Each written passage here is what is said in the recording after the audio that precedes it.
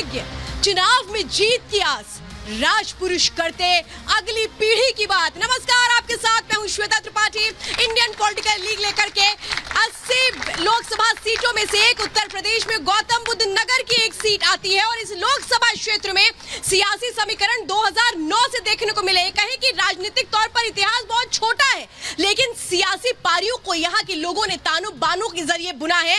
Hot seat है, प्रत्याशी अपनी अपनी जीत का दावा कर रहे हैं, लेकिन जनता के मन में आज क्या है, जरा मैं जनता के बीच से वो सवाल करूंगी। जनता यहाँ पर उत्साहित है क्योंकि उनको पता है कि जो अगला चरण है उसमें उनकी ही बारी है मतदान करने की। ये है वो जागरूक मतदाता जो लोकतंत्र के महापर्व में अपनी भूमिका को तय करते हैं। और यहाँ के लोग, जब मैं उनसे बात कर रही थी तो मुझसे कह रहे थे कि इस बार यहाँ पर रिकॉर्ड मतदान करेंगे और बता देंगे कि गौतम बुद्ध नगर की जनता कैसे देश को आगे ले जाने के लिए प्रतिबद्ध है। तो आज यहाँ के लोगों के बीच हम यहाँ से जानेंगे इनके अहम मुद्दे क्या है, ये चुनावों को किस तरह से देखते हैं, क्या इस बार की जो लड़ाई है वो अलग हो चुकी है, प्रत्याशियों के बदले जाने से क्या यहाँ पर समीकरण बदल चुके हैं। बहुत सारी ऐसी बातें हैं जो जनता के बीच से आज हम शुरू करेंगे। और हमारे साथ बाकायदा खास मेहमानों का पैनल भी है। हमारे साथ बीजेपी से सुनील शर्मा जी मौजूद हैं। हमारे साथ इस वक्त सूर्य कुमार मैथिल जी जुड़े हुए हैं, राजनीतिक विश्लेषक हैं। मोहित नागर छात्रों हमारे साथ इस वक्त जुड़े हुए हैं। तो वहीं समाजवादी पार्टी की ओर से नवीन भाटी हमारे साथ इस वक्त जुड़े हैं। कांग्रेस से दीपक जी हमारे साथ हैं और हमारे साथ इस वक्त जुड़ेंगे राहुल अवाना, जिनका टिकट भले ही समाजवादी पार्टी ने काट दिया हो, लेकिन चुनावी मैदान में कैसे समाजवादी पार्टी की जीत सुनिश्चित करने के लिए दौड़ लगाते नजर आ रहे हैं। इन तमाम बातों पे हम बात करेंगे, लेकिन यहाँ गौतम बुद्ध नगर की लड़ाई बेहद दिलचस्प हो चली है क्योंकि यहाँ कहा जा रहा है डॉक्टर वर्सेस डॉक्टर की लड़ाई है। यानी एक डॉक्टर दूसरे डॉक्टर पर हावी होगा या जनता किसका इलाज कर देगी, ये देखना बहुत अहम होगा। और इसी ग्राफिक्स के साथ आज मैं शुरुआत करने जा रही हूँ। ये कहा जा रहा है दो दोस्त आमने सामने हैं, लेकिन दोस्त दोस्त ना रहा। ये वाली क्या एक कहे कहावत यहाँ पर एक बार हिट होगी क्योंकि राजनीति में जीत हासिल करने के लिए हर दांव पेच हो रहे हैं, दोस्ती को भी भुला दिया जा रहा है, ऐसा कहा जा रहा है। तो डॉक्टर दोस्त एक दूसरे के खिलाफ चुनाव लड़ रहे हैं। बीजेपी से डॉक्टर महेश शर्मा है तो इंडी से डॉक्टर महेंद्र नागर चुनावी मैदान में है। समाजवादी पार्टी ने पहले राहुल अवाना को टिकट दिया था, लेकिन उसके बाद उनका टिकट काट दिया गया और महेंद्र नागर को चुनावी मैदान में फिर से ताल ठोकने के लिए उतार दिया गया। तो तीसरी बार महेंद्र नागर का नाम फाइनल हुआ, उन्हें टिकट दिया गया। तो महेश शर्मा के सामने जानबूझकर क्या महेंद्र नागर को खड़ा किया गया है, ये वो सवाल है जिनके जवाब आज हम जनता के बीच टटोलेंगे। लेकिन शुरुआत इस रिपोर्ट के साथ।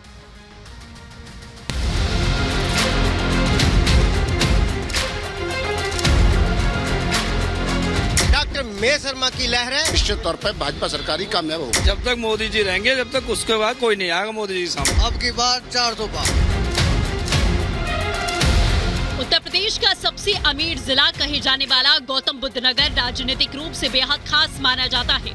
दिल्ली से सटे होने की वजह से गाजियाबाद की तरह गौतम बुद्ध नगर भी बेहद हाई प्रोफाइल सीट है। इस संसदीय सीट पर अभी बीजेपी का कब्जा है और अपनी जीत को हैट्रिक में बदलने के लिए बीजेपी जी जान से चुनावी प्रचार में जुटी हुई है। गौतम बुद्ध नगर सीट से मौजूदा सांसद और बीजेपी प्रत्याशी लगातार अपने क्षेत्र के लोगों के बीच पहुँच रहे हैं। दावा कर रहे हैं कि जीत बड़े मार्जिन से होगी। नोएडा में महेश से लेकर केंद्र में नरेंद्र की सत्ता की कुर्सी पर काबिज होंगे। जीत की हैट्रिक लगाएंगे आप, कैसी उम्मीद लग रही है आपको? देखिए, मेरे प्रधानमंत्री जी भी हैट्रिक लगाएंगे और हम भी हैट्रिक लगाएंगे। महेश शर्मा जो दावा कर रहे हैं वो जमीनी हकीकत पर साकार होता दिख रहा है। महेश शर्मा को बच्चों से लेकर बड़े बुजुर्गों का भरपूर आशीर्वाद मिल रहा है। हालांकि गौतम बुद्ध नगर सीट का इतिहास ज्यादा पुराना नहीं है, लेकिन फिर भी यहाँ की राजनीति कुछ ऐसी है कि केवल उत्तर प्रदेश ही नहीं, दिल्ली को भी प्रभावित करती है। इसी कड़ी में 3 दिन पहले मुख्यमंत्री योगी आदित्यनाथ ग्रेटर नोएडा में पहुंचे। योगी ने यहाँ एक जनसभा को संबोधित किया, पिछली सरकारों पर जमकर निशाना साधा, साथ ही राज्य की कानून व्यवस्था के मुद्दे को फिर से उठाया।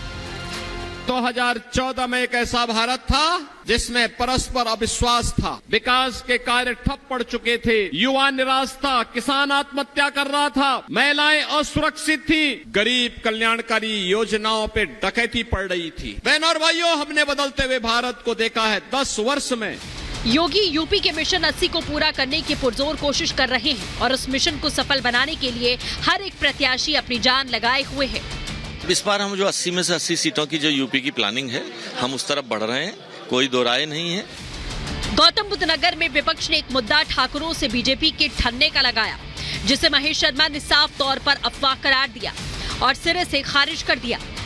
क्षत्रिय समाज हमेशा से भारतीय जनता पार्टी का समर्थक रहा है, आज भी है और आगे भी रहेगा, इसमें कोई दो राय नहीं। क्षत्रिय समाज में हमारी पार्टी कभी इस चीज में फर्क नहीं करती। हमारी पार्टी समाज को बांटने में विश्वास नहीं रखती।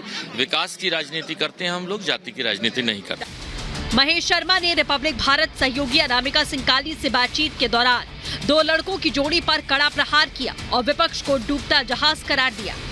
राहुल अखिलेश साथ साथ चल रहे दोनों लड़कों की जोड़ी एक बार फिर से चुनाव प्रचार कर रही है, मुश्किल बढ़ेगी आपकी? देखिए, 2 0 मिलकर 10 नहीं हुआ करते हैं। बाकी जिनकी बात करनी, कहाँ है उनका इतिहास? क्या वो प्रधानमंत्री पद की दौड़ में भी हैं? मिलना ना मिलना तो दूर की बात है, दौड़ में ही नहीं है वो। एक तरफ बीजेपी है जो विकास और जीरो टॉलरेंस की नीति के मुद्दे पर चुनाव लड़ रही है, तो दूसरी तरफ विपक्ष बीजेपी को गौतम बुद्ध नगर में हैट्रिक लगाने से रोकने का प्रयास कर रहा है।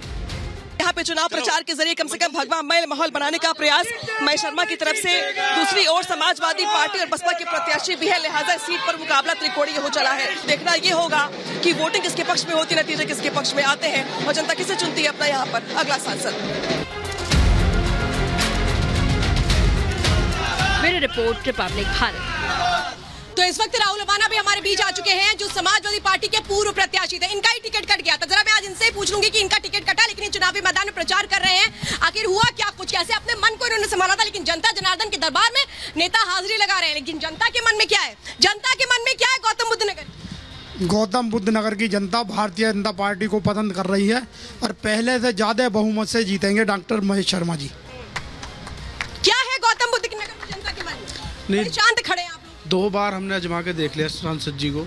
सांसद जी ने कोई क्षेत्र में तो कोई कार्य किया नहीं है, और ना ही जो हमारे युवा हैं, हम लोगों को, तो आप भी हैं, हम भी युवा हैं, तो रोजगार तो हम लोगों को दिया नहीं है। और अब की बार हम महेंद्र नागर जी को सपोर्ट कर रहे हैं, वोट भी कर रहे हैं। क्या करते क्या हैं आप क्या करते हैं भाई साहब? मैं नौकरी का इंतजार कर रहे हैं। बिल्कुल, आप नौकरी का इंतजार कर रहे हैं, बहुत ज्यादा गुस्सा है। सुनील शर्मा जी, मैं जरा समझ रही हूँ आपसे, आपने डॉक्टर महेश शर्मा को तीसरी बार चुनावी मैदान में उतारा, लेकिन जनता कह रही है हम करें तो करें क्या, नौकरी के इंतजार में खड़े हैं, बताइए। मेरी बात ध्यान से, हाँ ले लीजिए माइक। मेरी बात ध्यान से सुनिए। ये गौतम बुद्ध नगर की वह पावन भूमि है, जब से इसकी स्थापना हुई है समाजवादी पार्टी का यहाँ कोई प्रत्याशी न जीता है न जीतेगा। कोई विधायक नहीं जीता, कोई चेयरमैन दादरी नहीं जीता, नोएडा हो, जेवर हो, दादरी हो। तो ये चौथा चुनाव है ना गौतम बुद्ध नगर को बने? वो मैं बता रहा हूँ मैम, आप सुनिए। भूल से मायावती पिछली बार इनके साथ जुड़ गई, फाइट में ना पाई। अच्छा, इसी गौतम बुद्ध नगर में। गलत कह रहा हूँ क्या? मायावती जी ने भूल से गठबंधन कर लिया इनके साथ पिछली बार। वो जितना लड़ सकती थी वो भी नहीं लड़ पाई इनके साथ आके। इन्हें ना गौतम बुद्ध नगर की जमीन पर जितना लहू बहाया है किसानों का। बुआ सिंह डीजीपी होते थे, मैं जानता हूं इस जमीन को। उन्होंने इतना लाठीचार्ज यहाँ के किसानों पे कराया था, कासनी की महिलाओं के। मतलब आप ये कह रहे हैं न्याय का काम आप ही लोगों ने किया? नवीन पाटिल जी कह रहे हैं